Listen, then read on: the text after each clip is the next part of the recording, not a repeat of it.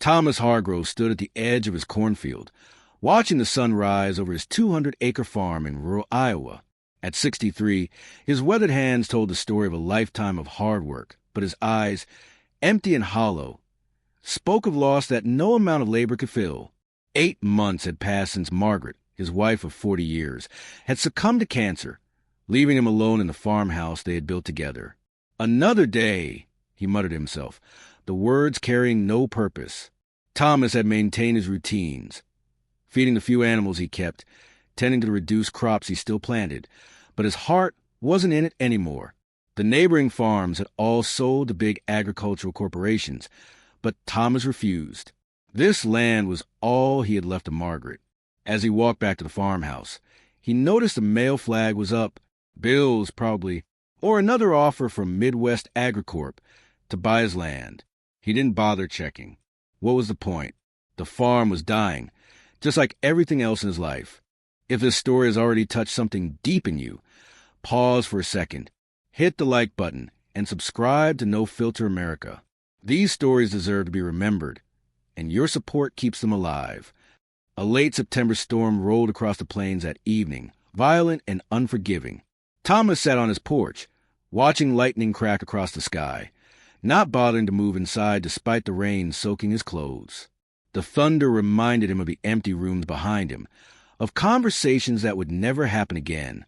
His gaze drifted to the old barn, where a faint light flickered. Thomas frowned. He hadn't left any lights on in there. Standing up with a groan, he grabbed his raincoat and flashlight from beside the door. Probably just a short in the wiring, he thought. One more thing to fix in a home he no longer cared about. The wind howled as Thomas trudged through the mud toward the barn. The rain pelted his face, but he barely noticed. As he approached, he heard something above the storm. Voices. Young voices. Chapter 3. Unexpected visitors. Thomas pushed open the barn door, his flashlight beam cutting through the darkness. The light caught 5 pairs of eyes staring back at him. Children, huddled together on a pile of hay.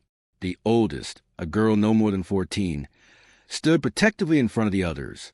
"We didn't steal anything," she said immediately, her voice steady despite the fear in her eyes. "We just needed shelter from the storm. We'll leave in the morning." Behind her, a boy around 12 held the hand of 2 smaller children, twins by the look of them, no older than 7. The 5th child, a boy of about 10, sat slightly apart, watching Thomas warily. "What are you doing on my property?" Thomas demanded, more confused and angry. They were soaking wet, their clothes worn and dirty. The youngest one shivered visibly. "Our foster home. It wasn't good." The oldest girl said carefully, "We've been traveling for 3 days. We saw your barn from the road." She paused, then added with desperate dignity, "We can work. We're not freeloaders." Thomas stood frozen, uncertain what to do. It had been decades since children had set foot on his property. Something stirred inside him, not quite compassion, not yet, but something that felt remarkably like purpose. Chapter 4. A reluctant decision. Thomas stood in the doorway of the barn, rain dripping from his coat as he assessed the 5 children before him. They were clearly hungry and exhausted. The oldest girl maintained a protective stance, but Thomas could see the exhaustion in her eyes. "You can't stay in the barn," he finally said, his voice gruff from disuse. The girl's shoulders slumped, but she nodded. "We understand. We'll go once the storm." "You'll catch pneumonia out here," Thomas interrupted. "The house has empty rooms. Just for tonight." The word surprised him as much as the children. They followed him through the rain to the farmhouse, a 2-story white structure that had once been well-maintained but now showed signs of neglect. Inside, Thomas flipped on lights, revealing a home frozen in time. Margaret's quilt still hung over chairs, her gardening magazine stacked neatly on the coffee table. "Kitchen's this way," he muttered, aware how strange his voice sounded in a house that had been silent for months. Chapter 5. Names and needs. Thomas heated canned soup while the children sat at his kitchen table, dripping water onto the linoleum floor. He found clean towels in the hall closet and tossed them over. "Names," he said simply as he set mismatched bowls before them.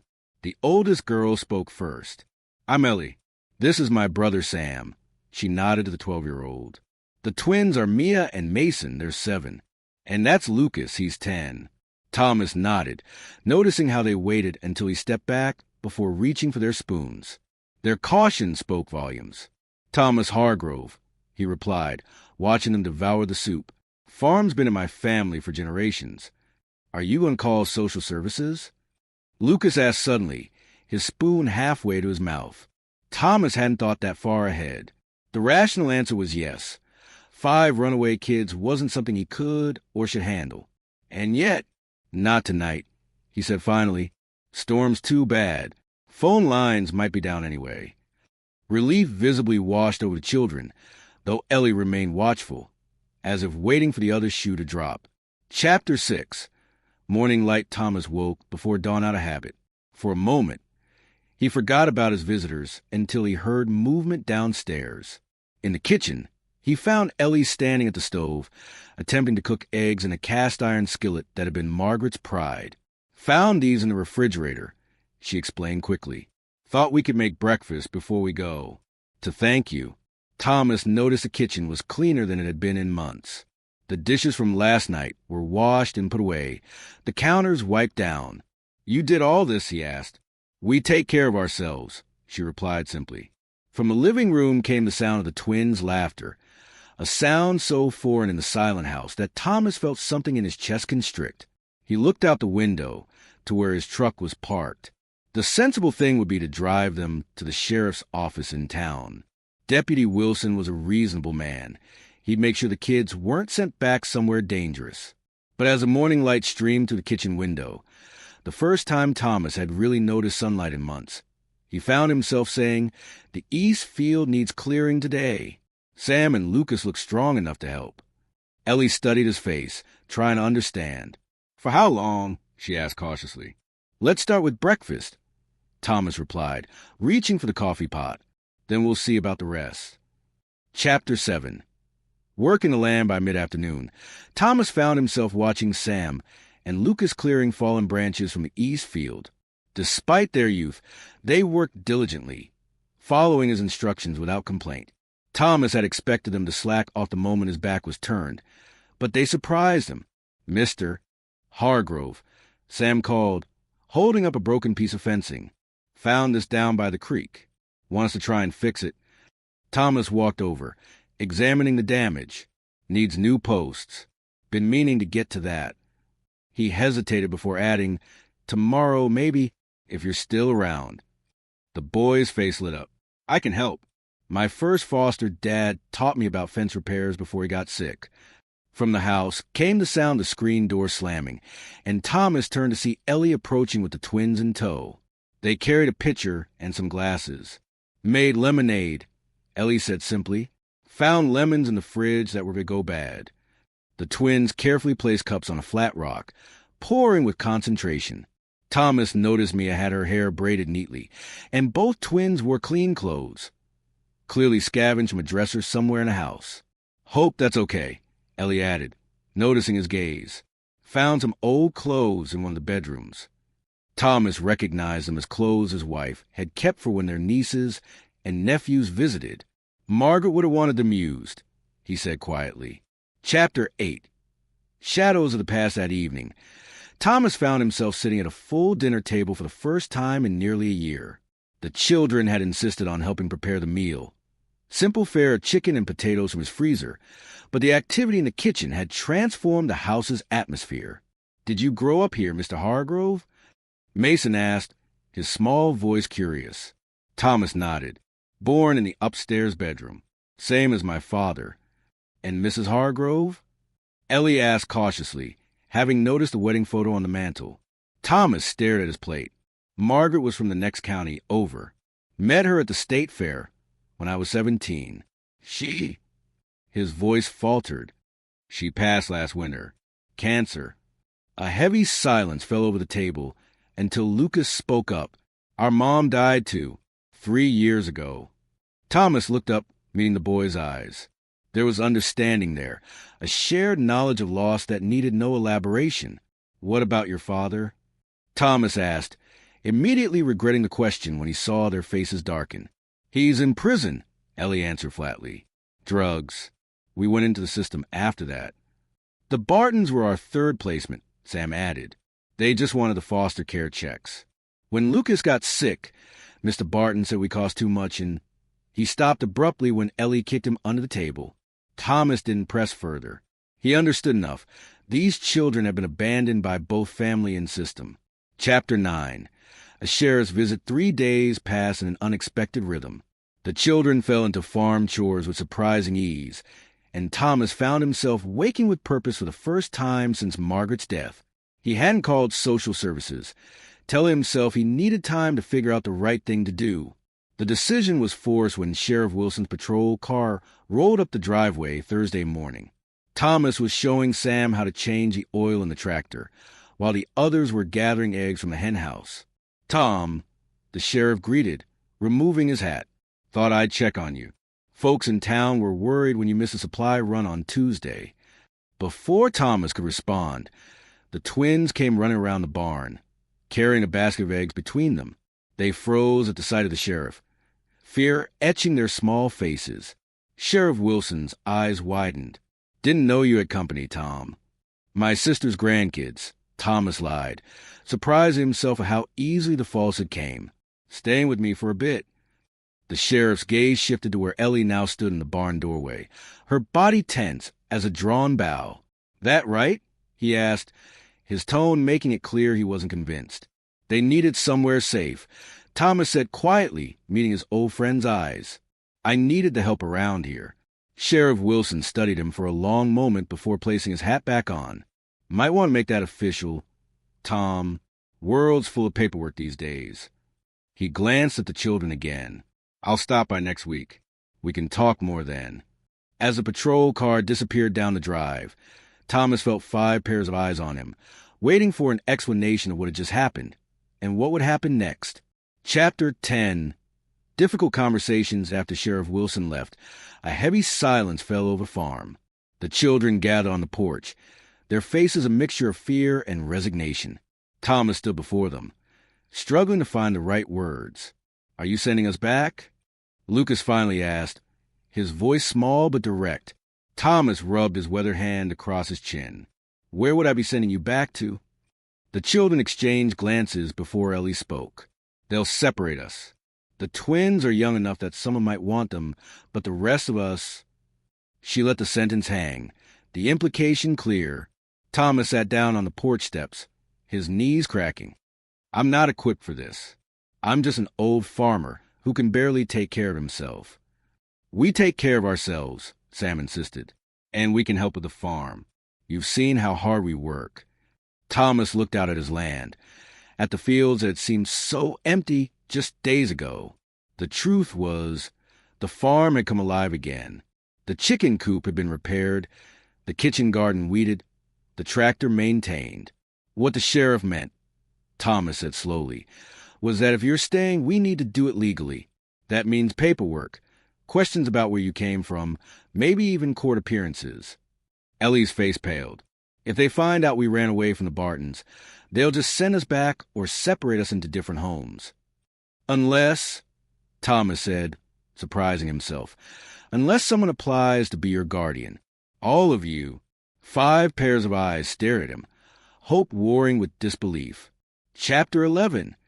Town Whispers, a hardware store in Millfield, fell silent when Thomas walked in with Lucas and Sam. It had been months since most townspeople had seen him, and never with children in tow. Thomas Hargrove, Betty Miller said from behind the counter, her eyes wide with curiosity. Twice in 1 month. Must be a record. Thomas nodded curtly, handing Lucas a list. Need these items. You boys remember what I showed you about checking lumber quality. As the boys moved toward the back of the store, Betty leaned forward. Didn't know you had family visiting, Tom. They're staying with me for a while, he replied, keeping his voice neutral. All 5 of them? Betty raised an eyebrow. Cheryl Wilson mentioned her husband saw quite the crowd at your place. News traveled fast in small towns. Thomas had known this would happen when he decided to bring the boys to town instead of coming alone. Margaret always wanted the house full, he said quietly, meeting Betty's gaze. Seems like it finally is. Betty's expression softened. She would have loved that, Tom. She truly would have. As they loaded supplies into the truck, Thomas noticed Sam watching him. "You told her we're staying," the boy said. It wasn't a question. Thomas nodded. "People will talk either way. Might as well give them the right story to tell." "And what is the right story?" Sam asked, his voice careful. Thomas started the engine before answering. "That depends on what happens next week when the sheriff comes back." Chapter 12. Preparing for battle, the farmhouse kitchen table was covered with papers. Birth certificates Thomas had asked the children to find before leaving their last foster home. School records Ellie had carefully preserved, and forms Thomas had printed at the Millfield Library. "These guardianship papers are complicated," Thomas muttered, squinting at the small print. "Says here I need character references, proof of financial stability, home inspection." Ellie, who was helping the twins with a reading lesson at the other end of the table, looked up. "Maybe this is too much trouble." Thomas shook his head. "Not saying that. Just saying we need help." He tapped one of the papers. "Legal help. Lawyers cost money." Lucas pointed out from where he was washing dishes. "We don't have any." "I do," Thomas said simply. "Haven't touched Margaret's life insurance." Wasn't much point before. That evening, after the younger children were asleep, Thomas found Ellie sitting on the porch swing that Sam had fixed the day before. "Why are you doing this?" she asked without preamble. "You don't know us. We could be terrible kids. We could rob you blind." Thomas lowered himself into the rocking chair across from her. "You asking why I trust you or why I want you to stay?" "Both, I guess." Thomas was silent for a long moment. "This farm's been in my family for 4 generations. Meant to pass it to my son someday." He paused, the old grief surfacing.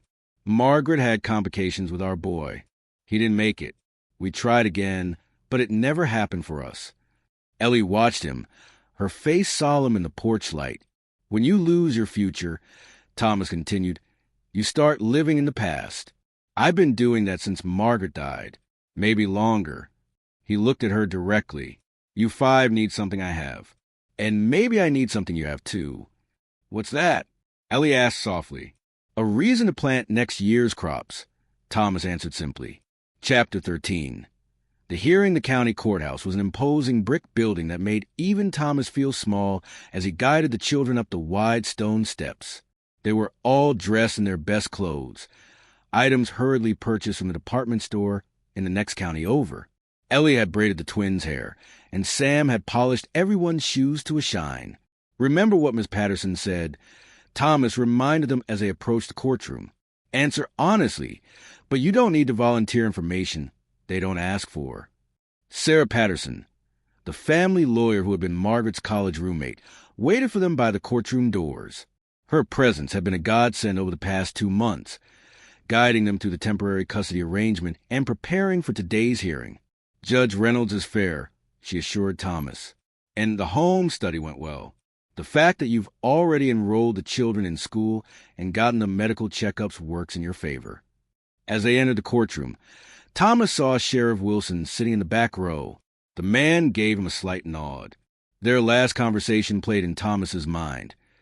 Those kids were reported missing from a foster home in Nebraska, Wilson had said in Thomas's kitchen, 6 weeks earlier. State's been looking for them. Were they looking before they ran away, or only after? Thomas had asked pointedly. The sheriff had sighed. "I made some calls. The Bartons had 3 other sets of foster kids removed from their care for neglect. Systems overwhelmed, though. Files get lost. Kids fall through cracks." In the present, Judge Reynolds entered the courtroom, and everyone rose. Thomas felt Mia's small hand slip into his, and he squeezed it gently. "It'll be okay," he whispered, hoping he was right. Chapter 14. New foundation by the power vested in me by the state of Iowa. I hereby grant full legal guardianship of Eleanor, Samuel, Lucas, Mason, and Mia Reeves to Thomas Hargrove, Judge Reynolds announced, bringing down her gavel with finality. The courtroom remained silent for a moment before Mason broke protocol with a jubilant yes that caused laughter to ripple through the room. Even the judge smiled. Outside the courthouse, beneath a clear October sky, Thomas found himself surrounded by the children, his children now, legally if not by blood. They weren't out of the woods yet. There would be regular check-ins from social services, mandatory counseling sessions, and mountains of paperwork. But they had cleared the biggest hurdle. Does this mean we're staying forever? Mia asked, looking up at Thomas with wide eyes. Thomas knelt down to her level, his knees protesting. That's the plan, he said softly. If that's what you all want. What about our last name? Lucas asked, are we Hargroves now? Thomas hadn't considered this. That would be another legal process. You don't have to. I want to, Sam interrupted. I want to be a Hargrove. Ellie, who had been quiet, finally spoke. Our mom would have liked you, Mr. Hargrove. She always said a family isn't about matching DNA. It's about who sticks around when things get hard. Thomas felt something break and heal simultaneously in his chest. Your mom sounds like a wise woman. Margaret would have said the same thing. As they walked toward the truck, Sarah Patterson caught up with them. I found something else in the research, she said quietly to Thomas. Their father, he's eligible for parole next year. Thomas nodded, filing this information away. A potential storm on the horizon, but one they would face together when the time came. Chapter 15. The winter planting the first snow of winter dusted the fields as Thomas and the children worked in the large greenhouse behind the barn. It had been Margaret's pride and joy, but had sat unused since her passing. Now, under Ellie's careful management, it was flourishing again with winter vegetables and early seedlings for spring. Mr. Wilson from the bank called. Sam announced as he helped Thomas prepare soil trays. Said the loan for the new tractor was approved. Thomas nodded.